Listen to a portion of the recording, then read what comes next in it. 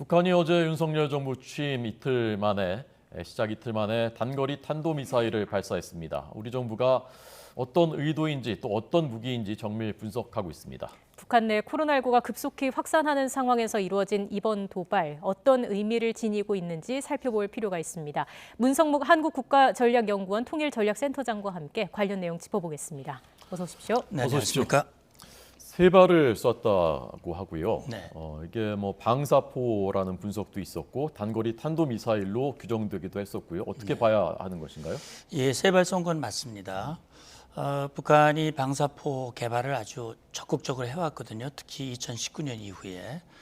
그건 이유가 있습니다. 왜 그러냐면 탄도미사일은 유엔 안보리 제재 결의를 위반하는 것이기 때문에 탄도미사일이라는 용어를 쓰지 않고 사실 방사포라는 이름으로 포장을 해서 개발을 해왔고요. 네. 사거리를 늘리고 위력을 높이고 정확도를 높이기 위한 유도 기능이라든지 이런 것들을 계속 해왔어요. 이번에 발사한 것은 이제 우리가 보통 KN-25라고 부르는데 초대형 방사포입니다.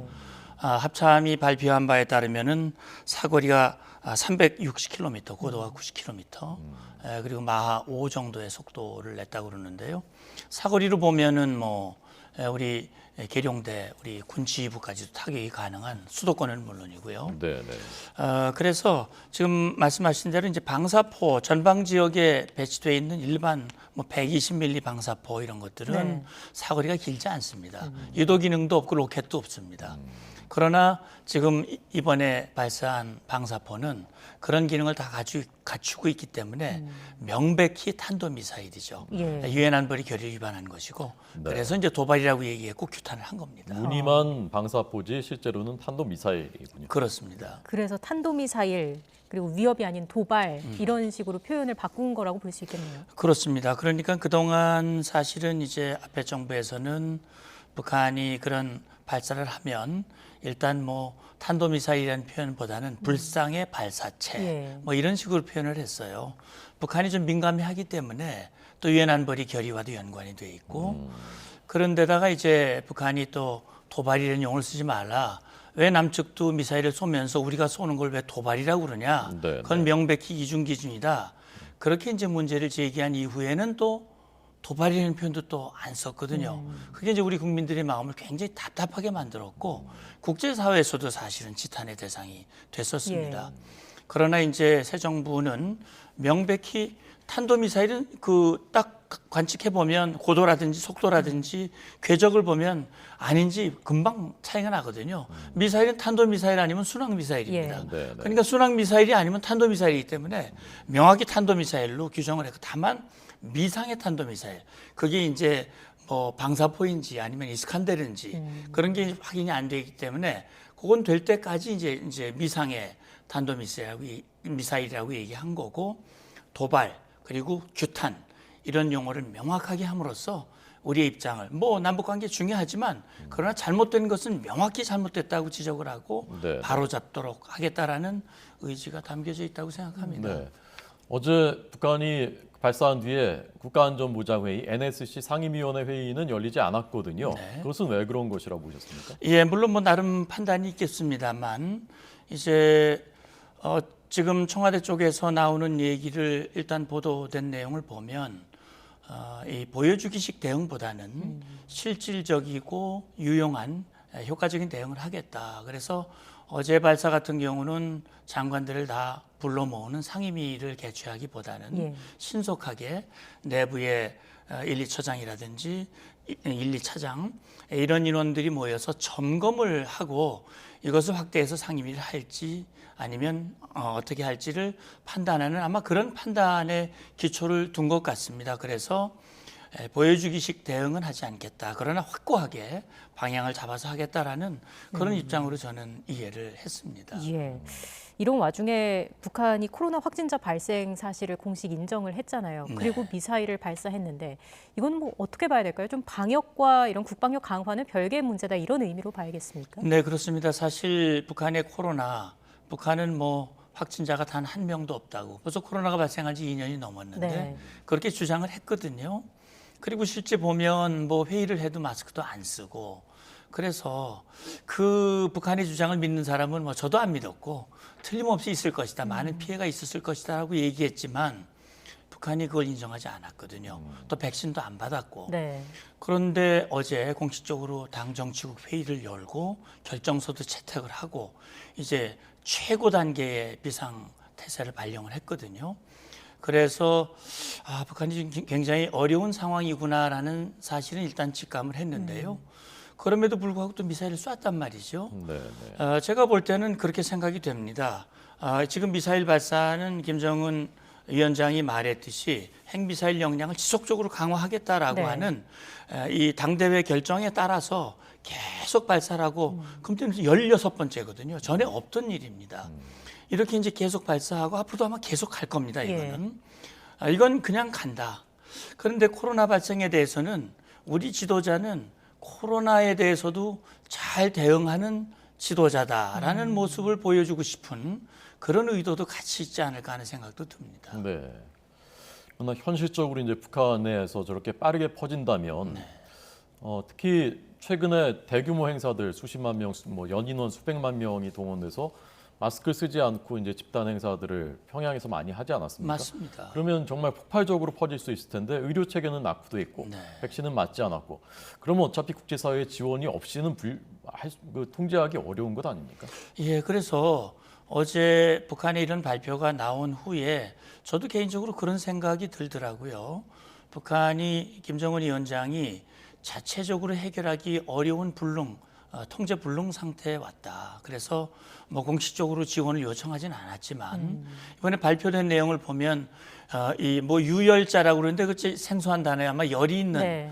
근데 이 PCR 검사 같은 게 안 될 테니까 아마 표현을 그렇게 하지 않았을까 싶은데 30만 명이 넘는 열병자가 발생을 했고 그중에 뭐 일부 치료가 됐다고 하지만 18만여 명이 지금 격리하고 있고 일부 또 6명 오미크론 환자 1명을 포함해서 6명이 사망했다는 것도 이런 발표는 처음이거든요. 네, 네. 그래서 이런 걸로 보면 국제사회에 이렇게 어렵다라고 하는 것을 보여줌으로써 네. 뭔가 그런 지원을 간접적으로 유도하려고 하는 마음이 혹시 있는 것이 아닌가라는 추정도 들거든요.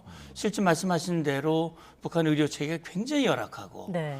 뭐 지금 뭐 걷잡을 수 없이 확산이 되고 피해가 커질 가능성이 있거든요. 그래서 이제 완전히 이제 뭐 시도를 완전히 봉쇄한다고 그러는데 그러면 경제 활동이 안 될 거 아닙니까? 장마당도 안 열리고 그럼 어떻게 먹고 살겠습니까? 그래서 이런 것들이 과연 제대로 되겠는가 하는 부분들이 저도 개인적으로 걱정이 좀 됩니다. 이 상황을 미국에서는 지금 어떻게 보고 있을까요? 예, 그래서 미국은 뭐 당장 어제 이제 북한이 발표를 했기 때문에 네. 뭐 백신 지원 계획이 당장 수립된 것은 아니다. 그러나 북한의 상황이 지금 가장 열악하지 않습니까? 전 세계에 백신을 한 방도 안 맞은 물론 뭐 김정은은 맞았는지 모르겠습니다만 백신을 맞지 않은 나라 몇 안 되는 나라 중에 하나거든요. 네. 그렇기 때문에 어쨌든 국제사회 코백스라든지 국제사회에서 지원을 준비를 하고 있기 때문에 네. 아마 북한이 공식 발표를 했으니까 이걸 지원하기 위한 계획을 수립하고 추진하기 위한 움직임이 빨라질 것이라고 생각이 되고 그게 시도가 된다면 미국도 기회에 있을 때마다 늘 인도주의적인 지원은 계속 하겠다라는 발표를 했고요. 또 우리 정부도 어제 권영세 통일부 장관 후보자 청문회에서도 그런 질문이 나왔을 때 우리는 정치군사 상황과 무관하게 이 인도적 지원을 할 준비가 돼 있다라는 언급을 했기 때문에 아마도 북한의 선택에 따라서 이것이 가시화될 수도 있다라는 생각이 듭니다. 네. 오늘 우리 중앙방역대책본부에서도 회의에서 대북 관계 진전에 따라서 북한의 백신 또는 그 방역 지원하는 것을 이제 결정할 문제다라는 입장을 정리했다고 합니다. 네. 그러니까 북한이 어떤 태도 요청을 하느냐 중요한 변수가 될 텐데 네. 북한 입장에서 보면 새로운 변수가 나왔지 않습니까? 그러면 국제사회에 어쨌건 소통도 해야 되고 대화도 해야 될 필요성이 있는 건데 네. 미국에서는 7차 핵실험이 이제 이달 말까지는 준비가 끝날 것이다라고 했는데 예정대로 이런 속도를 계속 낼 것인지 핵실험도 하고 계속 미사일 쏘고 할 것인지 아니면 뭐 좀 속도 조절을 할 것인지 어느 쪽 가능성이 더 크다고 보십니까? 현명한 사람 같으면 속도 조절해야죠. 당연히. 지금 뭐 북한 주민들의 생사가 걸려 있는 문제인데 미사일 쏘고 또 핵실험하고 그러면 국제사회 아주 냉담해질 거 아니겠습니까? 그래서 그걸 하지 말고 이 방향 조절을 해야 되는 것이 분명합니다. 모든 도발을 중단하고 대화에 나와서 실질적인 어려움을 토로하고 도움을 받는 것이 지금의 어려움을 극복하고 오히려 북한 주민들에게 위대한 지도자로서 인정받을 수 있는 그런 길이라고 생각하거든요. 예. 그런 결단을 좀 해주면 좋은데 지금까지 보여준 북한의 태도라든지 김정은의 행보를 보면 그렇게 안 할 가능성이 좀 더 높아 보이거든요. 그러니까 그런 생각이 없다면 뭐 그렇게 풍계리 핵실험장을 부지런히 지금 보수 공사를 하고 있고 준비만 되면 하겠다라는 것이고, 그래서 지금 상황으로서는 지금 김정은 위원장은 군사력을 강화하고 국제사회에서 어느 누구도 범접할 수 없는 힘을 가지게 된 것을 최고의 업적으로 과시하고 있기 때문에 예. 이걸 본인 입으로 계속 강화하겠다고 그랬는데 이걸 중단하기는 좀 고민스러울 것이다라는 생각은 듭니다. 그러나 지금 코로나 걷잡을 수 없는 상황이기 때문에 예. 이걸 중단하고 방향을 좀 전환했으면 좋겠다라는 그런 얘기를 좀 해주고 싶습니다. 현실적으로는 또 그렇습니다만 최근의 행보라는 거는 뭐 한미 정상이 만나기로 했다라는 소식이 전해진 이후에도 북한이 미사일 도발을 해왔잖아요. 그럼요. 그런 상황을 감안해 봤을 때 이번 한미 회담이 열리는 시기에도 도발이 있을 수 있다, 7차 핵실험도 있을 수 있다, 이런 가능성을 배제할 수 없다라고 보시는 거죠. 그렇죠. 북한은 물론 자기들의 무기 개발, 미사일이라든지 뭐 핵실험이라든지 이런 것들을 하는 과정에서 물리적으로 뭐 자기들이 준비된 스케줄에 따라서 합니다만 대개 그 시점을 선택하는 것이 중요한 정치 행사가 있거나 자기들의 효과, 자기들의 존재감을 과시할 수 있는 그런 타이밍을 선택하기 때문에 사실 한미 정상회담은 자기들의 효과를 극대화할 수 있는 계기가 될 수는 있겠습니다만 그러나 이제 최근에 일련의 상황을 보면 그것과 무관하게 지금 17번째 지금 도발을 하고 있단 말이죠. 신형 전술 유도무기까지 포함을 하면은 그래서 지금 한미 정상회담과 무관하게 7차 핵실험으로 이어질 가능성도 배제할 수 없다라는 생각이 듭니다. 네. 네. 박사님 끝으로요. 네. 이 코로나19 창궐이 북한의 체제 또 민심에 어느 정도 영향을 미치게 될 것인지 저희가 쓸 수 있는 시간이 30초 남았습니다. 네. 예. 사실 김정은 위원장이 제대로 된 그런 조치를 한다면 지금이라도 무모한 그런 통제보다도 백신이라든지 치료제 지원을 받아서 이걸 제대로 해야 되거든요. 이게 안 되면 오히려 김정은 위원장의 계산과는 달리 민심이 나빠지고 상당히 어려워질 수가 있습니다. 그래서 현명한 결단이 시급하다라는 얘기를 해주고 싶습니다. 네, 알겠습니다. 여기까지 듣겠습니다. 문성묵 한국국가전략연구원 통일전략센터장과 함께했습니다. 고맙습니다. 감사합니다. 감사합니다.